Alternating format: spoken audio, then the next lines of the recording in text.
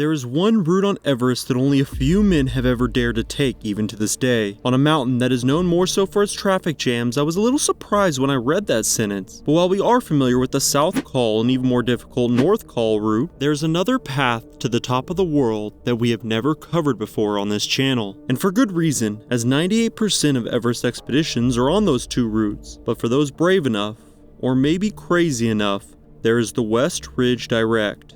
There have only been 3 expeditions that have successfully summited the West Ridge, and it has not been conquered in over 30 years. In 1974, a French expedition was trying to become the first men to ever conquer the deadly face, but a mountain like Everest doesn't give up without a fight. This is their story.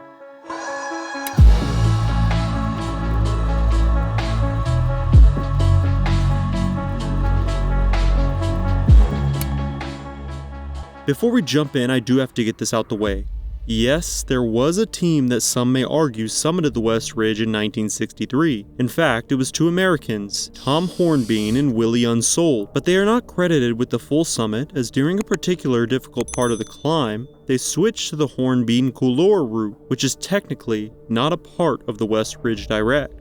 What makes the West Ridge so difficult and dangerous is exactly what led the 2 Americans to abandon the route in 1963 and an expert expedition in 1971 to consider the route insane. The higher you climb, the more technical and difficult the route becomes, as there is a windy, thin path that has sheer drops to either side, with barely enough room to even set up a tent. The entire path is littered with rocks and boulders that only become more difficult the higher in altitude you are, and if you are able to scale the difficult terrain, there are several avalanche chutes that feed directly over the route. That is why nobody even tries it today, and honestly, I'm impressed after looking at some of the pictures of the route that anyone even dared to climb it. We all know how difficult climbing even a simple route while in the death zone can be, much less scaling vertical boulders covered in ice and snow. In the death zone, or above 8,000 meters, the oxygen in the air is about a third of what it is at normal sea level, so being able to pull your body weight up the rope, well, it just doesn't seem possible to me. But the 1970s were a different time. While today we focus more on safety and innovation, during the early years of mountaineering, many expeditions took on more difficult and riskier routes with the intent of being the first to accomplish a feat, bringing pride to their country. Oh, and of course, being recorded in the history books. After all, there was only one first.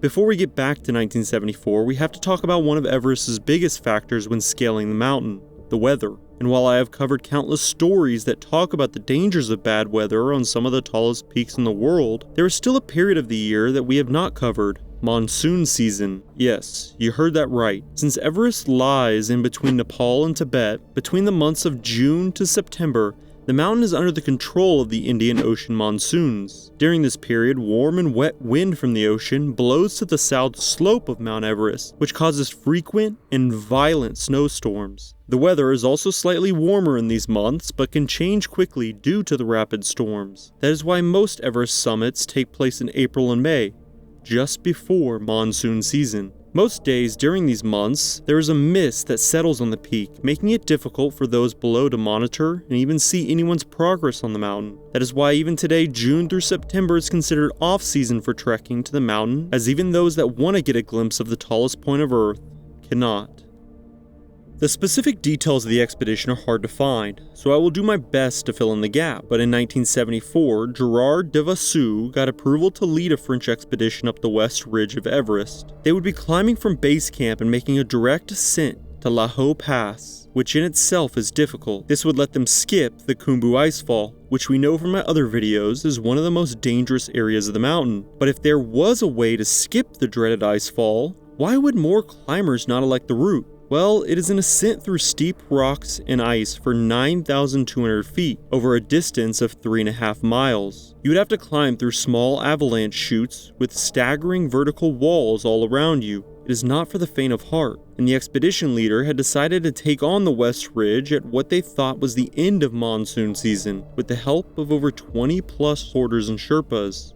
During the entire trek to base camp, the weather was miserable, essentially raining the entire time, and the further in altitude they trekked, the colder it became. Because of the rain, there was a strong mist that would settle around the mountain, but the expedition did eventually reach base camp on August 25th. Gerard's expedition was composed of a number of Chamonix guides who are known for their mountaineering ability, as Chamonix is the home of Mont Blanc. Although even today it is still considered as one of the mountain capitals of the world, Mont Blanc, standing at 4,810 meters, is significantly different from the 8,000ers that lie in the Himalayas. While I cannot judge, I do believe that this could have played a factor in what was to come over the next few weeks.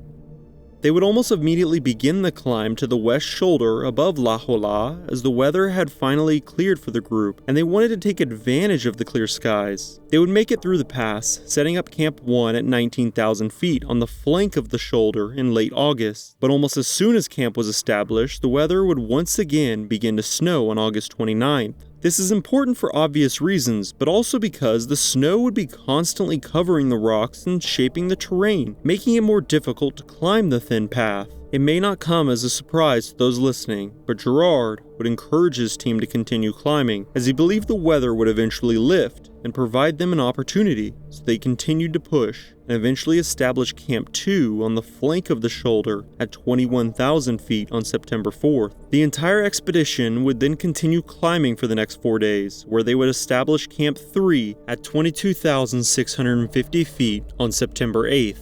Gerard and 6 Sherpas would return to Camp 2 to resupply, but Camp 3 would be established on the crest of the ridge, and while it was higher up on the mountain, it was actually significantly safer because Camp 1 and 2 were exposed to 2 avalanche chutes that had always intimidated other expeditions, and at 7:30 p.m. on September 9th, Camp 3 would be the best place to be.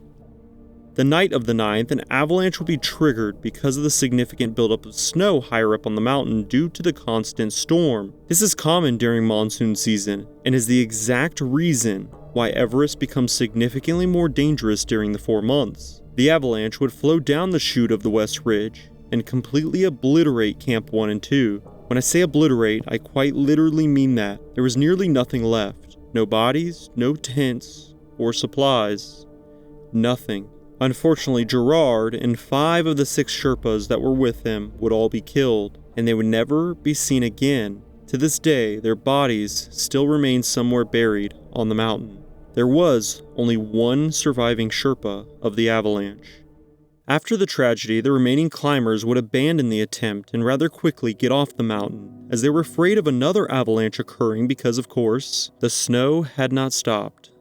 The West Ridge would eventually be conquered by a Yugoslavian expedition in 1979 and would be nicknamed the Yugoslavian Route. They spent over 2 years planning the route and learning from the French expedition before them. The entire team was 49 individuals, all of them selected for their specific ability, and it would take nearly 50 days before they conquered the mountain. The story within itself is incredible, and I encourage anyone who is fascinated like me to research it. At the time, it was considered the greatest achievement of any Yugoslav sports. To this day, there have been less than 30 expeditions up the West Ridge direct, and only 3 have ever conquered the route. It is safe to say that it is the most difficult and demanding climb to the roof of the world, and while I do believe it will be conquered again one day, it will have to be by those willing to give up everything.